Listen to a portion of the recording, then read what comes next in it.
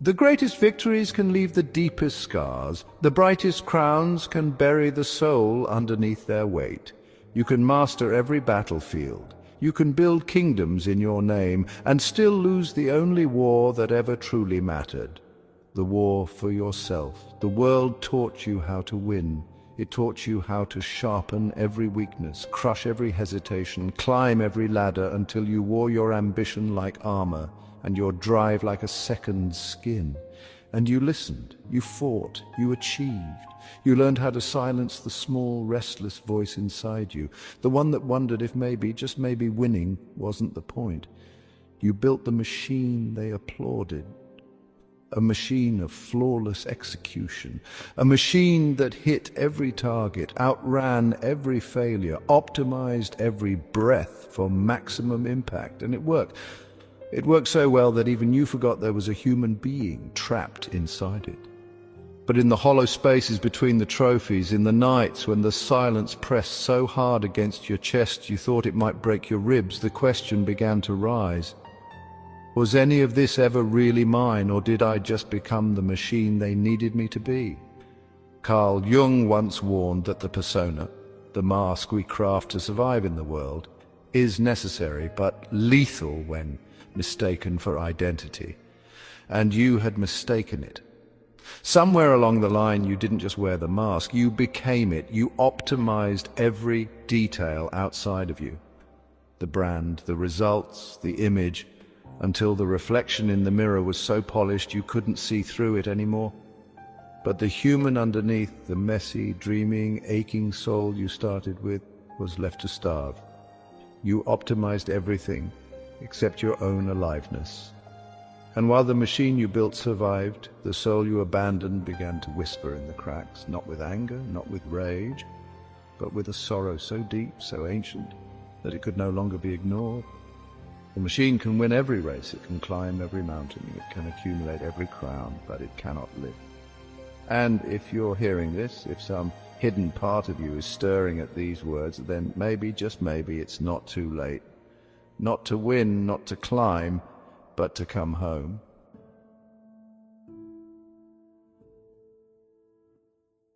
The world applauds what it can see, the promotions, the accolades, the shining monuments of achievement that stack higher every year, gleaming in the sun. But it doesn't see what you see. It doesn't see the way you sit in your car long after you've parked, staring blankly at the dashboard, too numb to move. It doesn't see the untouched coffee cooling on your desk, brewed hours ago and forgotten under the weight of another urgent but meaningless task. It doesn't see the vacations you planned but cancelled, the books you bought but never opened, the promises to yourself that withered in the heat of another deadline. From the outside, you are invincible. Inside, you are evaporating. Every new title, every new conquest, every new milestone that should feel like triumph, feels a little more like defeat.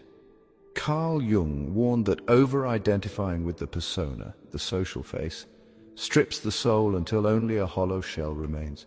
You didn't just wear the armor, you welded it to your skin. And the world cheered you for it.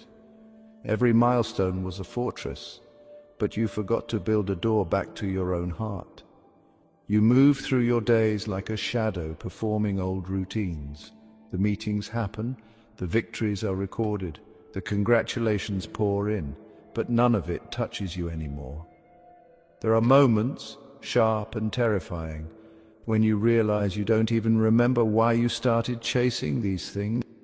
The original hunger, the fire, the wild joy that once burned inside you, it has been reduced to ash you carry in your chest. And when the applause dies down, when the noise fades and the emails stop blinking for just a moment, a question slides in through the cracks. If I have everything I ever chased, why does it feel like I have nothing at all? The danger was never in failing. The danger was in succeeding so completely at the wrong thing that you forgot what real success was supposed to feel like. You didn't just climb the wrong ladder, you built the wrong empire. And standing on its highest tower, breathing air so thin it barely sustains you, you realize something far worse than defeat. You realize you were never running toward something.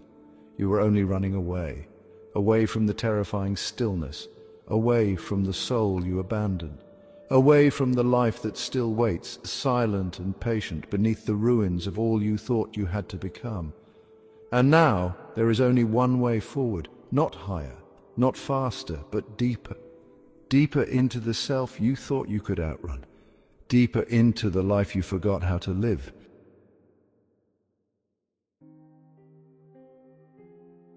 The machine doesn't crash, it doesn't explode in fire and chaos like you thought it would.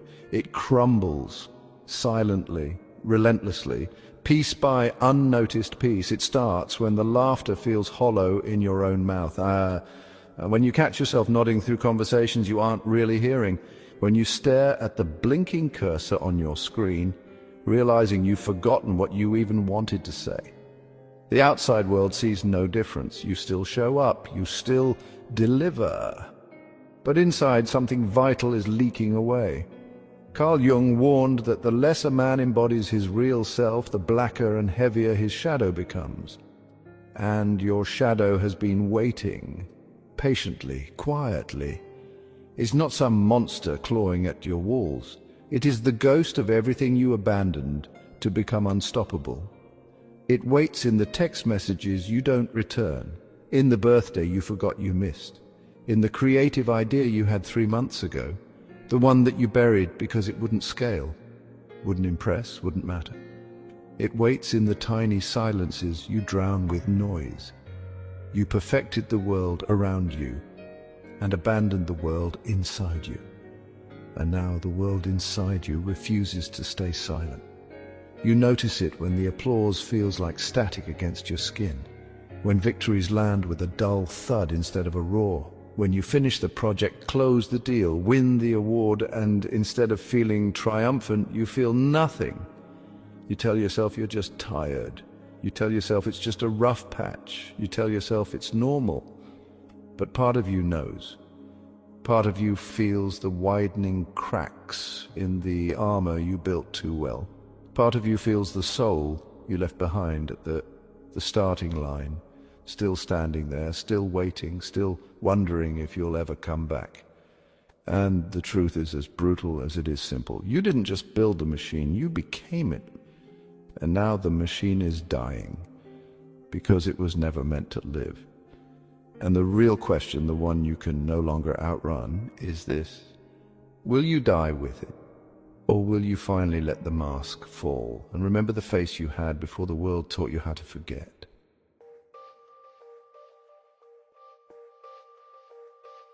The collapse doesn't look like a battlefield at all.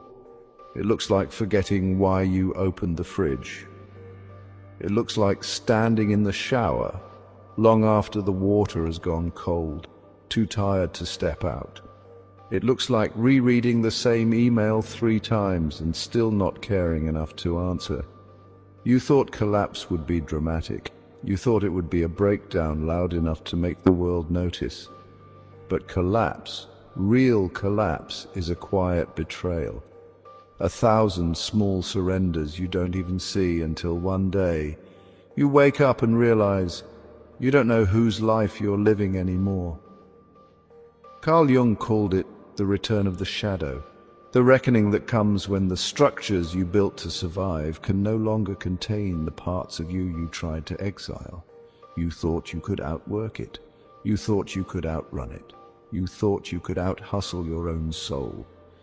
But there are things no amount of winning can silence. You feel it in the way you stare at your phone, hoping for a message that will make you feel alive again. You feel it in the empty calendar filled with meetings that no longer mean anything. You feel it in the photos you scroll past, memories of a life you were too busy building to actually live. Mastery without meaning is the most polished kind of exile. You became everything they said you should become. And somewhere along the way, you disappeared. The world still sees the machine. But you feel the hollowness. You feel the ache behind every smile. You feel the weight of your own breath. Nietzsche said that when you gaze long enough into the abyss gazes back into you. But what no one tells you is that the abyss doesn't always look like despair. Sometimes it looks like a promotion, sometimes it looks like an award, sometimes it looks like everything you ever thought you wanted, delivered to your door, but without a soul left to receive it. And now, standing in the center of your own empire, you realize the terrifying truth. You won. You won everything they told you mattered. And it still wasn't enough, because it was never about what you could build. It was always about what you would lose along the way. And now there is only one choice left: to keep polishing the ruins, or to step into the unknown, the terrifying, holy unknown, where the machine cannot follow, and only the soul can survive. The choice is yours. It has always been yours, and maybe, just maybe, it's not too late to choose differently.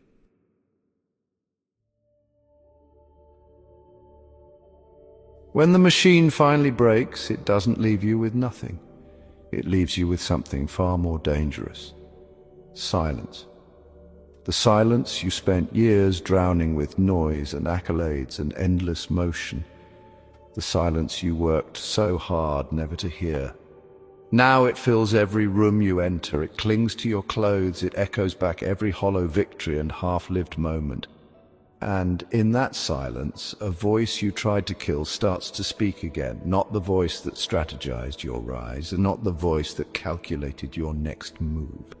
A different voice, the one that remembers, the one that grieves, the one that still knows what it means to be alive. At first you resist, because facing yourself without the armor of success feels like standing naked in a storm you no longer know how to survive. But then something unexpected happens. You don't shatter, you begin to feel. You feel the hunger you buried under efficiency. You feel the longing you paved over with productivity. You feel the unbearable weight of all the parts of yourself you abandoned to keep the machine running. Carl Jung called this moment individuation. Not the building of a new mask, but the birth of the true self from the ashes of the false. And you see it now, clearly, cruelly. You didn't fail because you were weak. You failed because you forgot what strength was for. Not for conquest, not for applause, not for survival, for becoming. The machine was built to survive, but you were built to live. You feel it in the smallest moment, the way the sunlight cuts across a dusty floor and you actually stop to notice. The way an old song stings your eyes before you can harden yourself against it. The way a quiet conversation feels heavier, truer than any stadium of strangers cheering your name. You begin to remember the you that existed before the race, before the mask, before the machine. The artist sketching dreams in the margins of your notes. The wanderer finding meaning in a broken sidewalk. The lover of small, beautiful, useless things. You realize they were never your weakness, they were your soul. And in remembering them, you do something you haven't done in a very long time. And you come back to life, not perfectly, not all at once, but truly, honestly, bravely. And you understand now with a clarity sharper than any victory ever gave you. You weren't just surviving all these years, you were waiting for the day you would finally choose to come home. And now, standing among the ruins of the machine, you see the truth. You were never lost, you were just hidden, waiting for yourself to remember, waiting for yourself to return.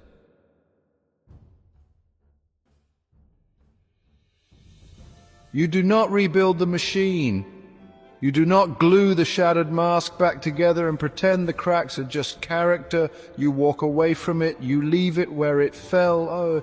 You bury it in the earth it once stole from you, because you understand now, you are not here to survive. You are not here to perform, You are not here to be efficient, impressive, or optimized. You are here to live. Carl Jung wrote that the privilege of a lifetime is to become who you truly are. But he never said it would be easy. He never said it would be quick. He never said it would be safe. Becoming whole again is not about going back to who you were. It's about becoming someone deeper. Someone forged not by ambition but by honesty, not by achievement but by meaning, not by building walls but by tearing them down until your soul can breathe again. You move differently now. You walk slower, not because you're weaker, but because you're no longer running from yourself. You choose carefully, not because you fear failure, but because you finally understand what is worth choosing. You no longer mistake busyness for importance. You no longer confuse applause for love. You no longer trade your aliveness for trophies you can't feel in your hands. The fire inside you still burns, but it burns differently now. It doesn't devour, it illuminates. It lights the small corners of your life that the machine taught you to ignore. It lights the faces of people who know you without the mask. It lights the path back to the parts of yourself you thought were gone. You were never the machine. You were the fire they tried to contain. You were the life they told you to optimize away. And now you burn without apology. You burn for the forgotten dreams. You burn for the small, sacred moments. You burn for the parts of you that chose life over survival. And if you feel that fire stirring now, flickering in your chest where the machine once stood, then know this. You are not alone. You are not broken. You are becoming. And somewhere, out there in the darkness, there is someone else you love, someone else you were born to reach, still waiting to be reminded. The soul can be silenced, but it cannot be killed. The light can be buried, but it cannot be extinguished. So light the way back, for them, for you, forever. If you feel even the faintest flicker inside you, protect it, carry it forward. And when you can, pass the fire to someone who forgot they were still burning.